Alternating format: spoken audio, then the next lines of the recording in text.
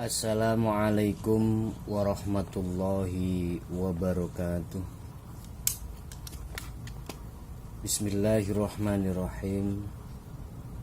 Alhamdulillahirabbil alamin. Wa bihi nasta'inu ala umurid dunya waddin. Asyhadu an la ilaha illallah wa asyhadu anna Muhammadan abduhu wa rasuluh.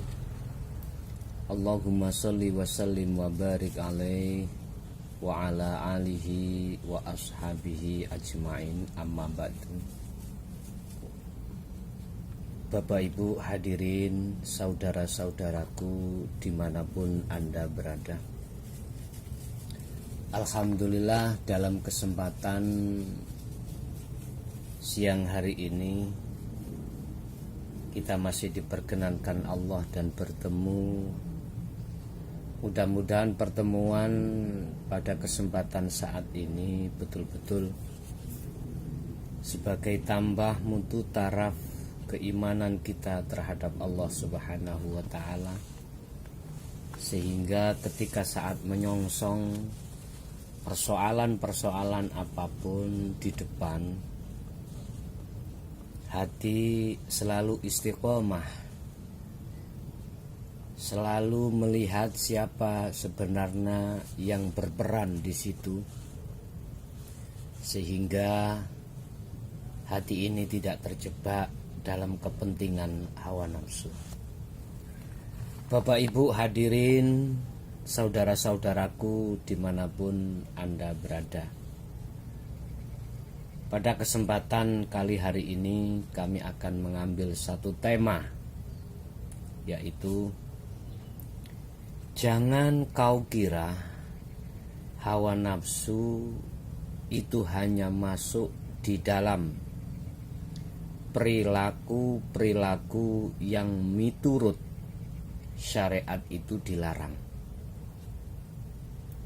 atau nafsu itu bisa masuk di segala lini persoalan apapun, aktivitas apapun yang terjadi pada diri kita ataupun di luar diri kita. Artinya nafsu bisa masuk di segala lini. Nah, masuknya nafsu itu di dalam hati kita ada dua jalan.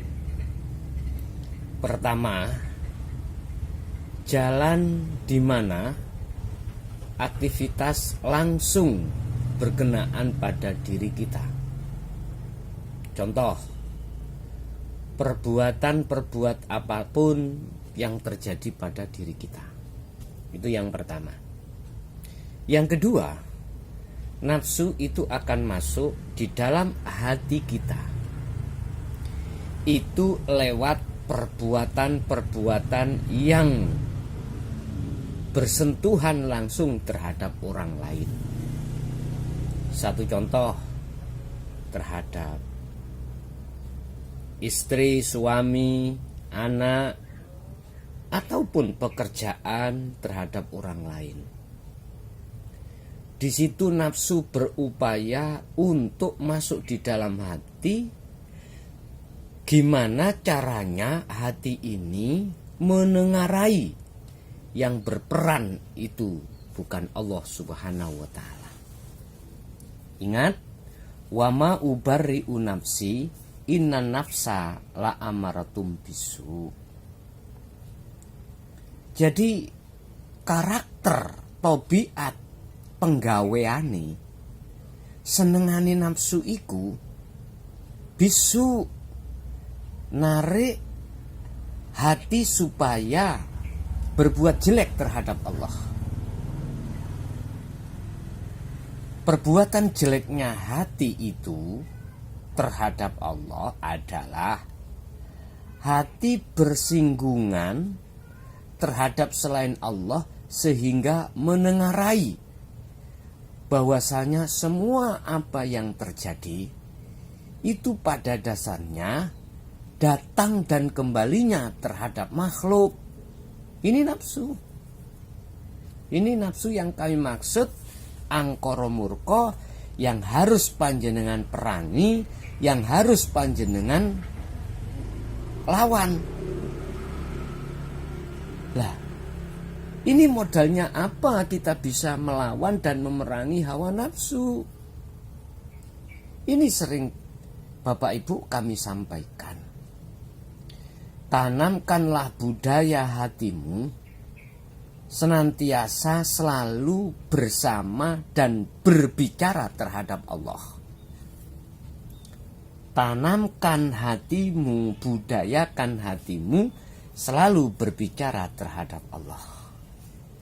Hanya dengan jalan inilah Bapak Ibu, hati ini terhindar dari kepentingan hawa nafsu yang masuk di dalam diri kita. Bapak Ibu, mungkin kita dibawa dan diperingatkan Allah dalam surat Al-Ankabut, ya. Ayat kalau nggak salah 68. Di situ dikatakan, waman azlamu mimman iftara 'alallahi kadziban au kadzdzaba bil haqqi lamma ja'ahu. Subhanallah. Tahukah kamu siapakah orang yang melebihi daripada orang yang mengadakan pendustaan terhadap Allah? Orang yang melebihi perbuatan dolim daripada orang yang mendustakan terhadap Allah dan orang-orang yang menentang atas kedatangan kebenaran itu. Subhanallah. Waman lan utawi sapane wong iku adlama kang luwih ngani ngoyo sapa man miman tinimbang wong iftara kang mengadakan, iftara kang agawe sapa man alallahi ngatasi Gusti Allah ngadakake kadziban ing gegeroh, kadziban ing pembohong.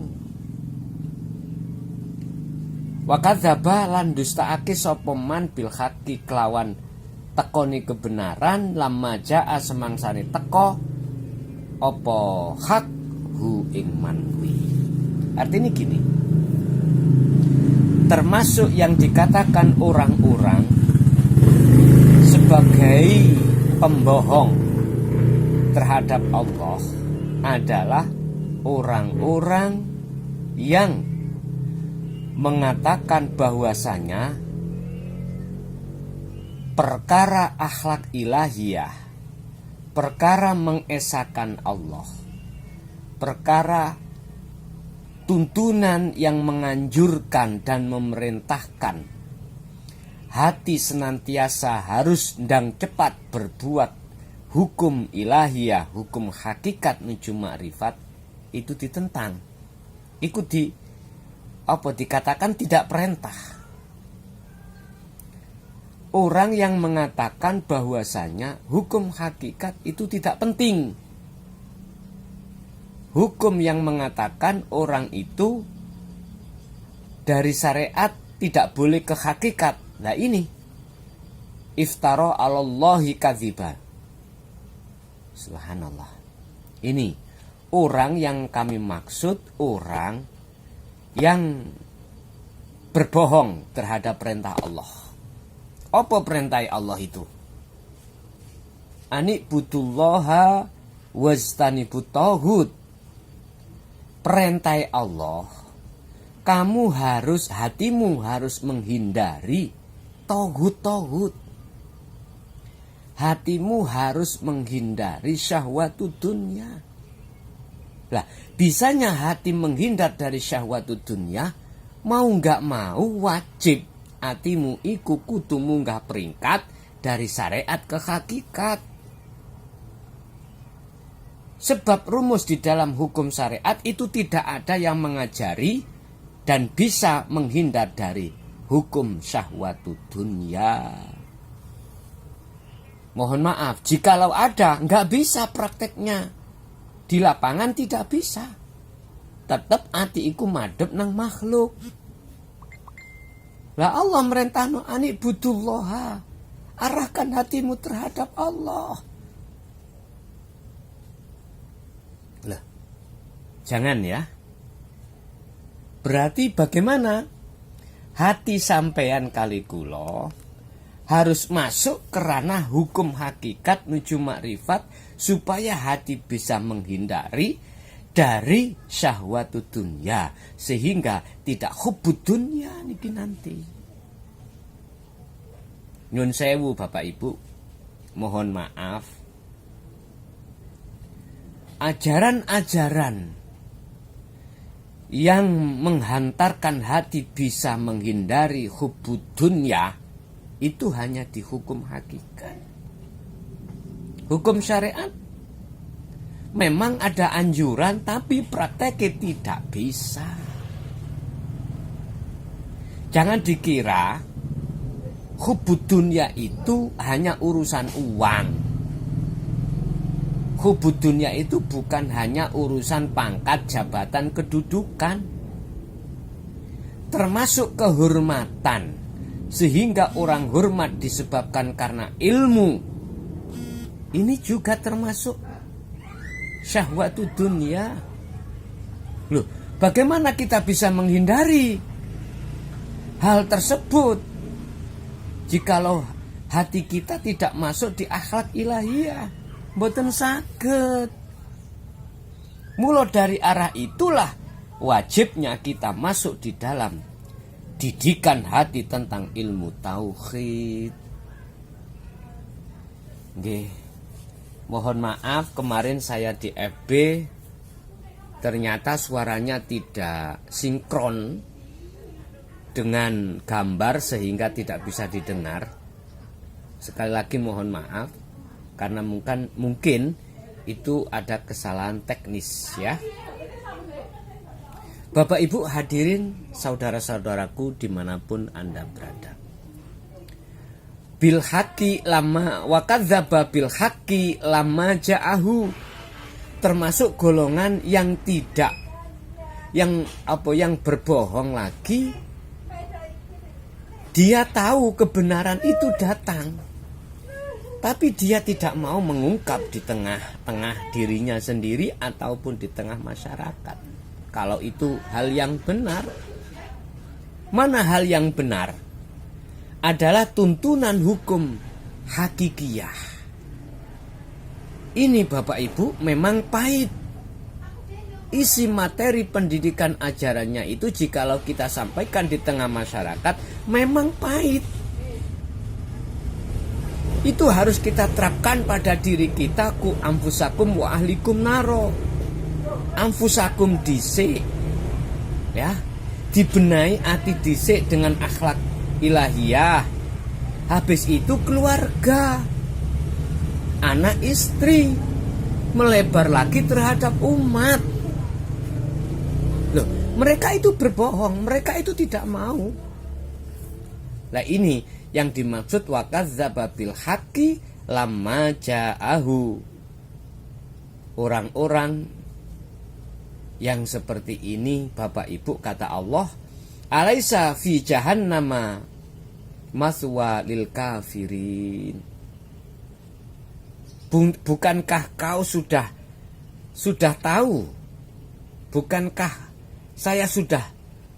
saya belum mengatakan bahwasanya orang-orang itu saya masukkan fi jahannama? Mengapa masih tetap berbuat seperti itu? Dalam arti kata lain, siapapun kita, jikalau hati belum ranahnya ke hukum hakikat makrifat, itu diancam Allah fi jahannam.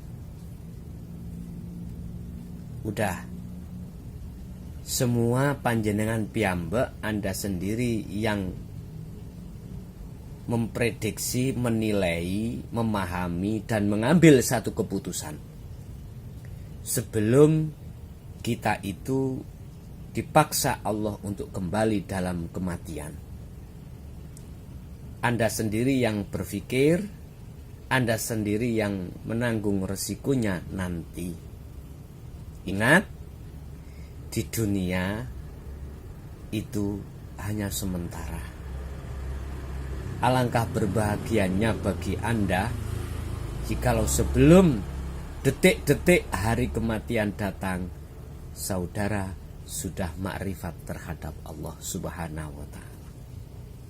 Bapak Ibu, mungkin ini yang bisa kami sampaikan dalam kesempatan siang hari ini. Secara kesimpulan, mereka yang mengatakan bahwasanya hukum wajibnya ke hakikat makrifat itu bohong atau tidak diperbolehkan. Dan yang kedua, mereka yang mendustakan kebenaran ini, itu semuanya Allah sudah memberikan satu akibatnya, yaitu jahanam. Oke, la ikraha fiddin, tidak ada paksaan bagi panjenengan untuk berbenah diri terhadap apapun yang bisa kita lakukan. Yang kedua, sesuai dengan tema bahwasanya nafsu itu masuk terhadap lini, segala lini bentuknya ketika apa perbuatan masalah yang langsung berkenaan dengan kita ataupun orang lain. Tanda kalau nafsu itu sudah masuk di dalam hati, tandanya hati kita ngakoni yang kita yang berperan atau orang lain yang berperan. Lah, solusinya untuk tidak seperti itu adalah kumandangkan terus zikirmu, khusus zikir yang mengajarkan hati untuk sadar dan mengingatkan, sadar dan menyadari bahwasanya semua apapun yang terjadi, yang berperan di situ hanyalah hidup, itulah Allah Subhanahu wa ta'ala.